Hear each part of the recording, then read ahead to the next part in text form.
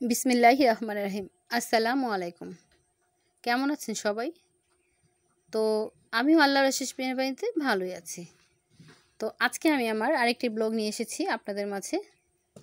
তো আজকের ব্লগটি আমি আমার গ্রামের আশপাশগুলো বা আমাদের গ্রাম অথবা পুকুর, ধান লাগানো এগুলো সব আপনাদের সাথে শেয়ার করছি। তো আজকে কোনো ঘরোয়া ব্লগ হবে না, আশা করছি আপনাদের ভালো লাগবে। তো চলুন দেখে নিই। এই তো দেখতে পাচ্ছেন জনেরা, মানে আমাদের এখানে জোন বলা হয় যারা কাজ করে, জনেরা ধান লাগাচ্ছে আমাদের আশেপাশের।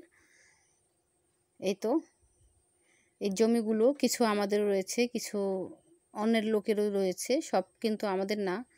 এই যে বাম পাশে যেই পুকুরটা সেটা কিন্তু আমাদের, অথবা যেখান দিয়ে আমি যাচ্ছি এখনই এটাও কিন্তু আমাদেরই অংশের মধ্যে পড়েছে, তবে ডান পাশে কিন্তু না।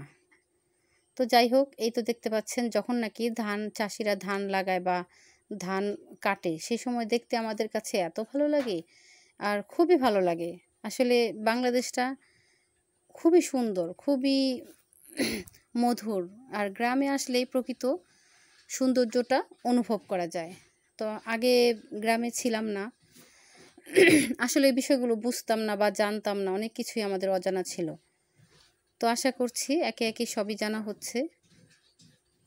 তো চলুন বন্ধুরা, আমার ব্লগটি আপনারা উপভোগ করুন। কথা না বাড়িয়ে ঘুরে আসি চর থেকে।